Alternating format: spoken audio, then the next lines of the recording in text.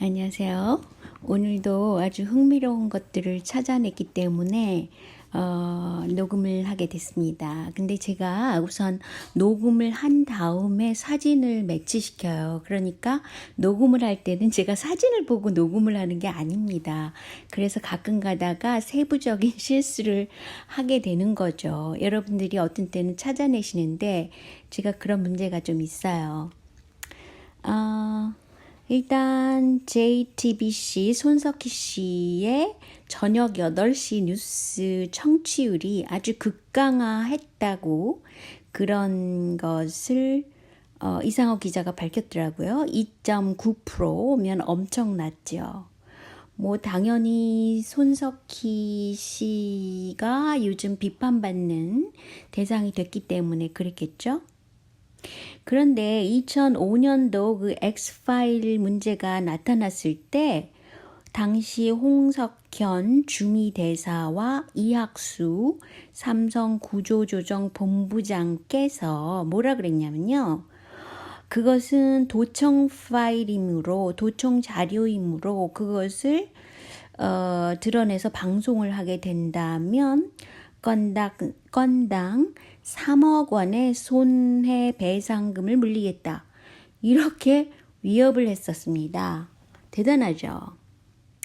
그러니까 돈이 있는 사람들이기 때문에 뭐 3억이 아니라 10억이라도 그렇게 얘기를 한다는 거죠. 한국이 얼마나 그 삼성 때문에 돈이 지배하는 사회가 됐는지 알 수 있겠죠. 어떻게 법적인 사법 처리를 해야만 하는 것들에 대해서 이렇게 손배를 물리겠다라고 위협을 할 수 있겠어요.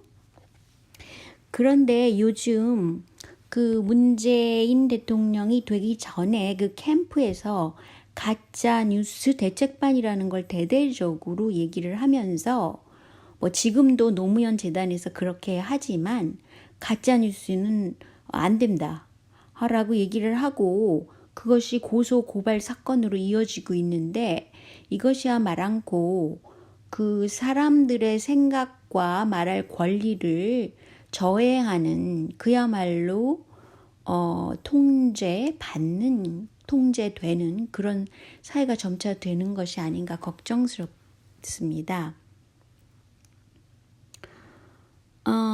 그리고 특히 이재명 지사에 대한 것은 주류 방송에서도 마구 가짜 뉴스를 마치 진짜인 양 얘기를 하잖아요. 근데 이런 가짜 뉴스를 진짜인 양 얘기를 계속 하는 것이 지금 어디 나오냐면요. 제가 가끔 가다가 이 유튜버 중에서 뭐 진짜 보수라고 할 수도 없는 그런 매국 보수적인 시각을 가진 사람들이 하는 그런 방송을 가끔 모니터하려고 봐요. 이 사람들이 도대체 뭘 얘기를 할까 이렇게 해서 제가 주요한 것들을 가끔 보는데 여기서는 아니 글쎄 가짜뉴스인 것 이재명 지사에 대한 가짜뉴스를 마치 진짜인 것처럼 가령 김혜경 여사에 대한 그런 문제라든가 뭐 여러 가지 가짜 뉴스가 많이 나왔잖아요. 뭐 김부선 스캔들 그런 문제도 그 김부선 스캔들로 인해서 이재명 지사가 이런 식으로 그 프레임을 진짜처럼 만들어서 막 얘기를 하더라고요. 또 문준영 건으로는 문재인과 각을 세워서 분열이 시작됐다.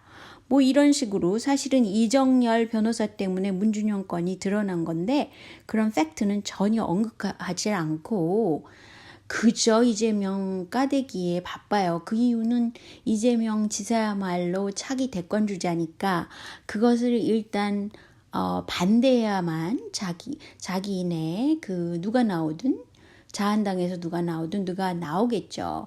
그랬을 때의 지지표를 얻겠다라고 생각하는지 무조건 가짜뉴스를 마치 진짜처럼 얘기를 한단 말이에요. 근데 제가 이런 구도를 이렇게 보면은 가짜뉴스 이재명 지사에 대해서 굉장히 그런 걸 많이 진짜인 양 퍼뜨리잖아요. 주류 방송에서.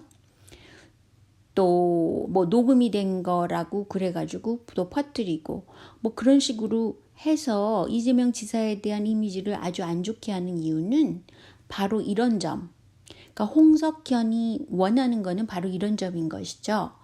즉, 그 자한당 그런 쪽에서 가짜 뉴스가 진짜 뉴스로 둔갑해가지고 이재명 지사를 험담하기 아주 좋게 그런 환경을 만드는 거죠. 놀랍지 않나요? 저기 굉장히 놀라운 일이라고 생각을 합니다. 그런데 노키아라는 큰 전자회사가 핀란드에 있잖아요. 그런데 뭐 노키아가 무너졌죠. 그럼에도 핀란드 경제는 오히려 더 잘 나간다는 그런 글이 있었습니다. 그래서 제가 가져왔어요. 그러니까 제가 볼 때도 이렇게 굉장히 큰 공룡 기업이 그 어떤 한 나라를 통째로 삼기면서 또 문어발식 확장을 하면서 모든 사법, 언론, 방송을 쥐고 흔든다? 그 나라의 미래가 있겠어요, 솔직히? 저는 이거 굉장히 심각한 문제인데 다들 그 조직 속에 들어가 있기 때문에 밥벌이를 해야 된다라고 생각하시나 봐요. 이게 지금 보통 문제가 아닌데 말이죠. 어쨌든 노키아가 무너지고 핀란드 경제가 더 잘 나갔다는 글이 있어서 제가 가져왔다는 거고요.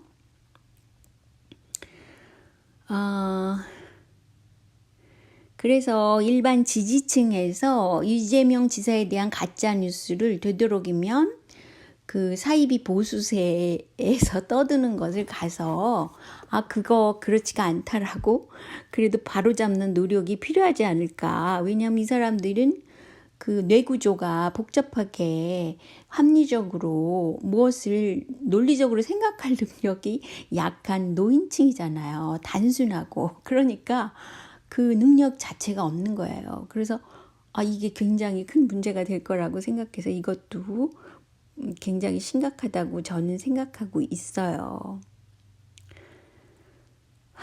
그리고 가령 예를 들어서 뭐 해경궁 그라고 명명되어진 그 정의를 위하여 문제의 개정을 투입 본사가 증명할 수 없다는 것을 이미 알고 있어요. 누가 아냐? 검찰이나 경찰이 알고 있기 때문에 일부러 그 개정을 마치 조사하는 것처럼 오랫동안 끌면서 그것을 언론 플레이하고 있다는 것이죠.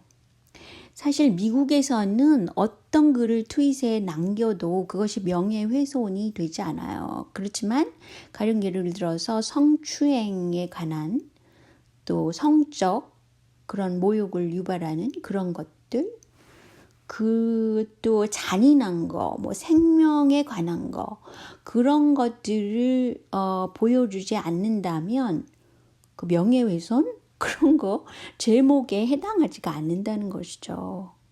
그래서 마치 명예훼손이 큰 죄인 양 한국에서 다루는 것 이것 자체가 인권적인 문제가 있고 민주주의가 아니라고 볼 수 있어요. 그리고 제가 찾아낸 것 중에 오늘 말씀드리려는 것이 남평문 씨라는 것입니다. 남평문 씨에 이어서 남양홍 씨라는 겁니다. 남평문 씨는 제가 말씀드렸죠. 문선명과 문재인 둘 다 남평문 씨라고 그랬죠. 그런데 우연히 이렇게 시족사예요, 한국이. 너무 쇼킹하면서도 웃음이 나와 죽겠더라고요.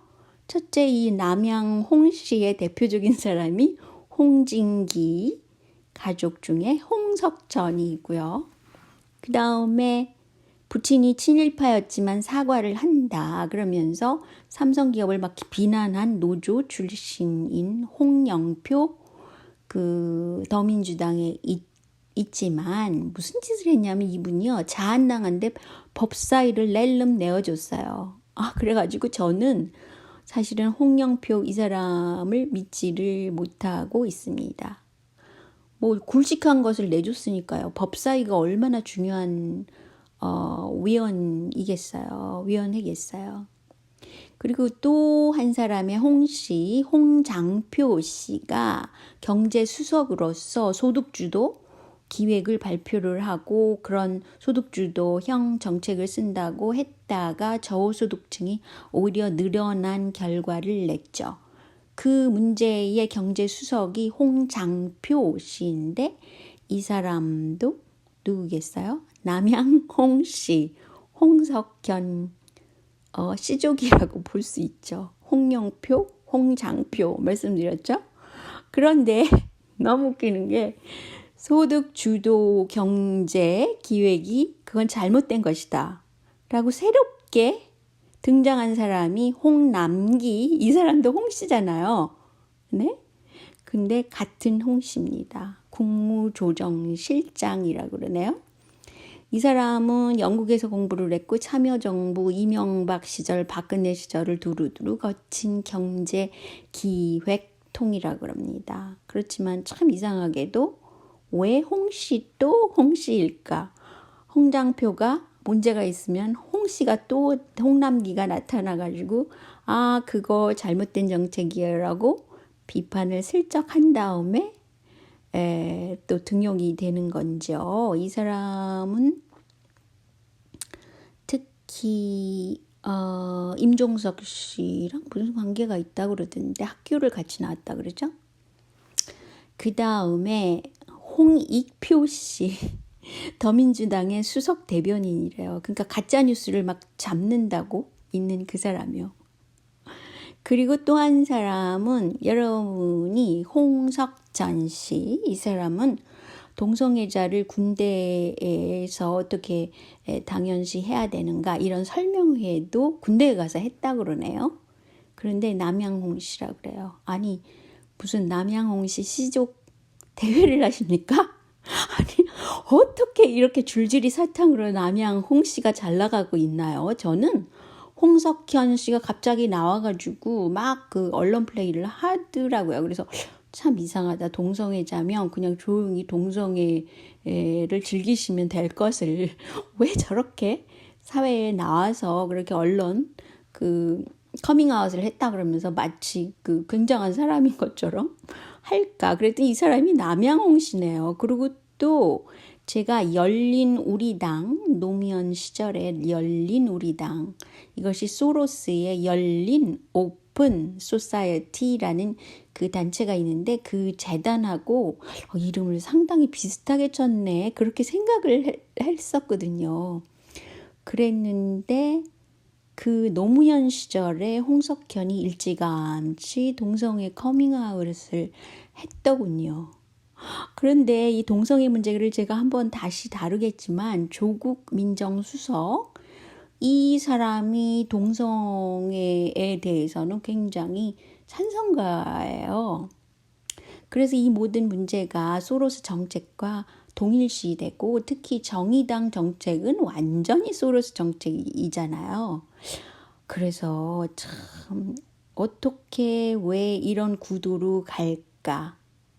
근데 또 더 제가 웃긴다고 생각한 거는 조국 그 민정수석이 그 문제가 됐잖아요. 거기 여러 가지 기강이 해지고 뭐 그런 문제가 생겨가지고 저기 자한당 쪽이나 야권에서는 막 뭐 사퇴하라 뭐 이런 식의까지 말이 나왔었는데 갑자기 그것을 덮기 위해서 2명의 이전 대법관을 구속하는 사건이 그 다음에 생겼고 아이고 장자연 사건에 얽힌 전 법무장관을 조사한다고 딱 그게 뉴스에 떴잖아요. 그래서 그걸 전환한다 그러죠. 그래서 타이밍을 봐서 내놓은 그런 카드가 그렇게 있더라고요. 자, 오늘은 여기까지만 할게요. 안녕히 계세요.